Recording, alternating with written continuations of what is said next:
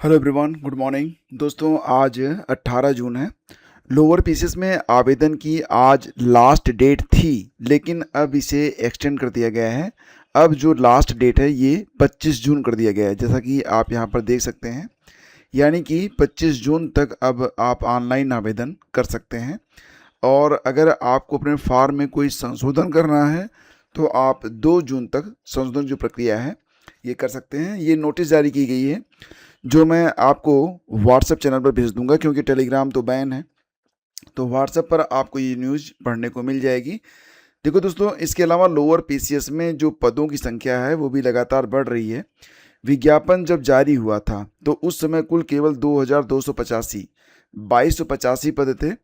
बाद में ये जो पद थे इनकी संख्या बढ़ गई थी, यानी कि 2285 से ये पद बढ़कर हो गए थे 2516। और दोस्तों, अब 2516 पद जो थे इसमें भी बढ़ोतरी की गई है। और एग्जैक्टली देखा जाए तो जो पद बढ़े हुए हैं, तो यहाँ पर आप देखिए तो उद्योग एवं उद्यम प्रोत्साहन निदेशालय उत्तर प्रदेश कानपुर की ओर से सहायक प्रबंधक गैर तकनीकी में पद बढ़े हैं।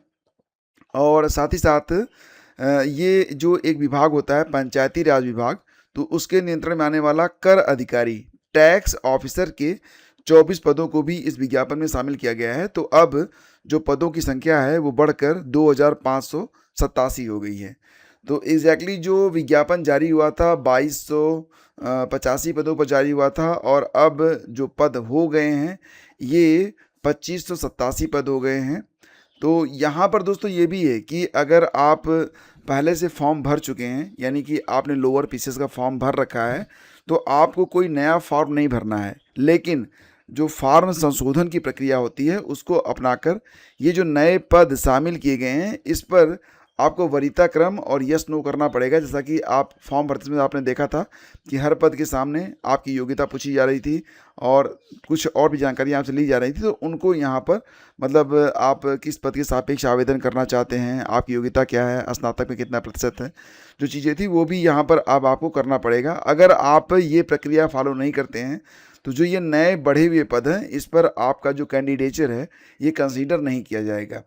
और दोनों ही पदों के सापेक्ष आपकी जो शैक्षिक योग्यता है ये स्नातक ही रखी गई है। उम्र सीमा सेम है। अगर आप अनारक्षित श्रेणी के हैं तो 40 साल की उम्र तक आप आवेदन कर सकते हैं। और दोस्तों, यहाँ पर आवेदन की जो लास्ट डेट है ये 25 जून तक बढ़ा दी गई है। जैसा कि आप नोटिस में देख पा रहे होंगे कि अब लोअर पीसीएस में आप 25 जून तक आवेदन कर सकते हैं। शुल्क समायोजन और आवेदन में संशोधन आप 2 जुलाई तक कर सकते हैं। ठीक है। और ध्यान दीजिएगा कि अगर कोई अभ्यर्थी, मैं पुनः बताना चाहूँगा कि अगर कोई अभ्यर्थी अपना फॉर्म ऑलरेडी सबमिट कर चुका है तो उसे कोई भी नया फॉर्म सबमिट नहीं करना है। जो पहले से फॉर्म सबमिट किया गया है तो आवेदन पत्र में ही आवेदन में संशोधन की निर्धारित प्रक्रिया के अनुसार अपने आवेदन पत्र को संशोधित उसे करना पड़ेगा। ठीक है। और ये भी है कि अगर आप संशोधन नहीं करते हैं तो जो नए पद जुड़े हैं नवीन पदों हेतु विकल्प चयन एवं वरीयता का अंकन नहीं किया जाता है। तो ऐसे अभ्यर्थी का विचारण उसके द्वारा पूर्व में आवेदित पदों और वरीयता के अनुसार ही किया जाएगा। मतलब फिर नए पदों के लिए उसे कंसीडर नहीं किया जाएगा। तो ये चीज़ें आप लोग ध्यान रखिएगा। और जो पद बढ़े हुए हैं उसमें किस श्रेणी को कितने पद मिल रहे हैं और जो यहाँ पर आरक्षण है उसके बारे में पूरी जानकारी इस नोटिस में है। नोटिस आपको व्हाट्सएप चैनल स्टडी विद ज्ञान प्रकाश पर मिल जाएगी, जिसका लिंक आपको पहले कमेंट में दिया गया है, या फिर आप हमारा जो फेसबुक पेज है उसको भी आप फॉलो कर सकते हैं। टेलीग्राम बैन है तो वहाँ पर तो कोई सवाल ही नहीं है। ठीक है। और काफ़ी दिन तक बैन रहेगा दोस्तों। फिलहाल आगे बढ़ते हैं और एक खबर और भी निकल के आ रही है ईडब्ल्यूएस प्रमाण पत्र के बारे में। तो ईडब्ल्यूएस का जो प्रमाण पत्र होता था दोस्तों, ये साल में चाहे जब आप बनवाते थे, अभी तक होता ये था कि जो वित्तीय वर्ष समाप्त होता है, यानी कि 31 मार्च को, आपको पता ही है कि वित्तीय वर्ष 1 अप्रैल से शुरू होता है और 31 मार्च को अगले साल समाप्त हो जाता है। तो ये कहा जा रहा था कि आपका जो ये ईडब्ल्यूएस का प्रमाण पत्र है वो चाहे जब जारी हो वो 31 मार्च को समाप्त हो जाएगा, मतलब साल भर के अंदर। लेकिन अब यहाँ पर यह कहा जा रहा है कि जिस डेट को जारी होगा उसके 365 दिन, मतलब 1 साल तक उसकी वैधता रहेगी। तो ये एक बड़ा बदलाव किया गया है। आर्थिक रूप से कमजोर वर्ग ईडब्ल्यूएस के प्रमाण पत्र की वैधता उसे जारी करने की तिथि से 1 साल तक के लिए मान्य रहेगी। तो ये एक बड़ा बदलाव हुआ है। लेकिन दोस्तों ये जो नियमावली है ये पटना के लिए है, यूपी के लिए तो अभी ऐसा कोई निर्देश आया नहीं है। लेकिन मुझे लगता है कि अगर एक स्टेट अगर ऐसा बदलाव कर रहा है तो निश्चित तौर से जो मतलब आसपास के स्टेट होंगे उसमें भी ये बदलाव आपको शीघ्र ही देखने को मिलेगा। ठीक है, ये ध्यान रखिएगा आप लोग। प्रवक्ता भर्ती की परीक्षा में 1/3 उपस्थित, जैसा कि आप जानते हैं, जैसे प्रवक्ता की 2 विषय ऐसे थे, 2 दिन परीक्षा हुई है। पहले दिन तो 13 विषयों की परीक्षा हुई थी, जिसमें जो जीएस पूछा गया था वो मैंने आपको सॉल्व करवा दिया था। लेकिन 17 तारीख को 2 विषयों की परीक्षा और हुई है, और ये जो दोनों विषय हैं ये कारागार प्रशासन से जुड़े हुए थे, मनोविज्ञान, अपराध विज्ञान और दंडशास्त्र।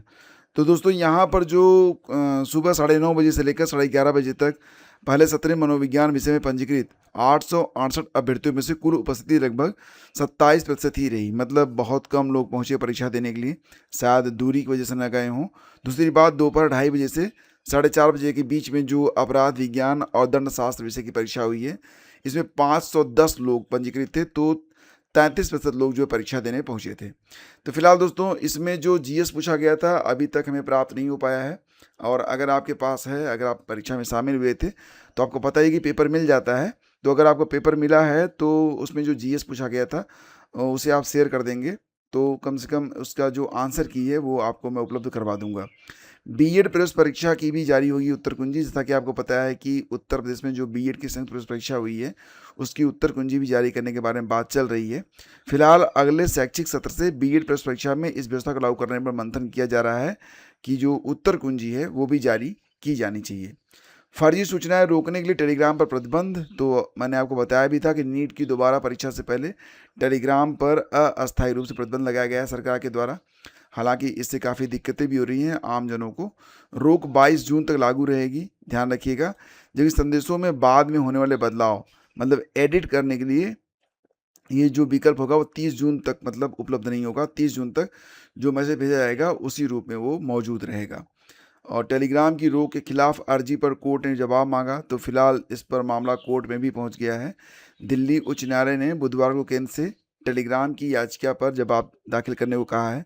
याचिका 21 जून को होने वाली नीट यूजी 2026 की दोबारा परीक्षा से पहले मैसेजिंग ऐप तक पहुंच को कुछ समय के लिए रोकने के केंद्र के आदेश के खिलाफ है।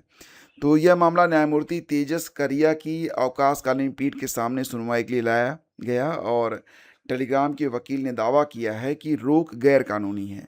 लेकिन solicitor general SG Tushar Mehta ने सरकार की कार्रवाई का बचाव करते हुए कहा कि प्लेटफॉर्म का गलत इस्तेमाल किया जा रहा है। वह कल कुछ चौंकाने वाली बात बताएंगे। पीठ ने सुनवाई गुरुवार तक के लिए टाल दी है, साथ ही केंद्र सरकार को नोटिस जारी किया है। एसजी मेहता ने यह कहते हुए सुनवाई टालने की मांग की कि उन्होंने कई बातें रिकॉर्ड में नहीं रखी हैं। और एक्सरे टेक्नीशियन भर्ती मामले में जांच अधिकारी बदल गए हैं। अभी तक मामले की जांच प्रभारी निरीक्षक राजेश त्रिपाठी कर रहे थे, तो अब जांच अतिरिक्त निरीक्षक संजीव कुमार को सौंपी गई है। निदेशक पैरामेडिकल डॉक्टर रंजना खरे ने मामले में 25 सितंबर को वजीरगंज थाने में रिपोर्ट दर्ज कराई थी। इस बीच आरटीआई एक्टिविस्ट प्रवीण कुमार मौर्य ने आरोप लगाया कि मामले को जानबूझकर लटकाया जा रहा है। और ड्यूटी पर रील न बनाएं, मुख्यमंत्री ने पुलिसकर्मियों को दी अनुशासित और सजग रहने की नसीहत।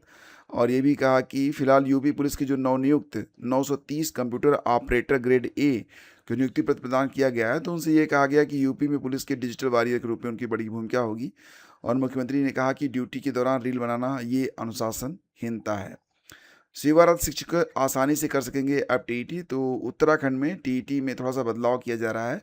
मतलब ये है कि वर्तमान नियमों के अनुसार स्नातक और डीएलएड प्रशिक्षित ही टीईटी के लिए आवेदन कर सकते हैं, लेकिन राज्य में वर्ष 2010 से पहले बड़ी संख्या में शिक्षक बीएड, विशेष बीटीसी आदि के आधार पर बेसिक जूनियर पर भर्ती हुए हैं। उन्हें सरकार के फैसले से राहत मिलेगी। तो शिक्षकों की सुविधा के लिए तैयार किए गए टीईटी मानक में संशोधन के प्रस्ताव का मुख्यमंत्री ने अनुमोदन कर दिया है, और कुछ संशोधन के साथ इसके जीओ को अंतिम रूप दिया जा रहा है। तो खबर जो है उत्तराखंड से है, अभी यूपी में ऐसी कोई न्यूज़ नहीं है। हालांकि टीईटी से, जैसा कि आपको पता है कि टीईटी पास करना सभी के लिए कंपलसरी कर दिया गया है। और ये न्यूज़ लोअर पीसेस के बारे में है जिसकी डेट बढ़ गई है। और इस साल जो यूपी टीईटी होने वाली है तो इसमें कुल लगभग 16 लाख लोगों ने आवेदन किया है, जिसमें लगभग 1,85,000 शिक्षक हैं। हालांकि बहुत सारे टीचर ऐसे भी हैं जो कि सीटेट के माध्यम से टीटी की परीक्षा पास कर चुके हैं और अपने जॉब को सिक्योर कर चुके हैं, लेकिन जो पास अभी नहीं हो पाए हैं उनके लिए है अवसर कि यूपी टीटी पास करें या फिर सीटीटी पास करें। वैसे भी सीटीटी साल में 2 बार आयोजित की जा रही है। तो फ्रेंड्स, ये थी आज की पूरी अपडेट। थैंक यू हमसे जुड़ने के लिए। टेलीग्राम को ज्वाइन जरूर कर लीजिएगा। तब तक के लिए आज्ञा दीजिए। नमस्कार, जय हिंद।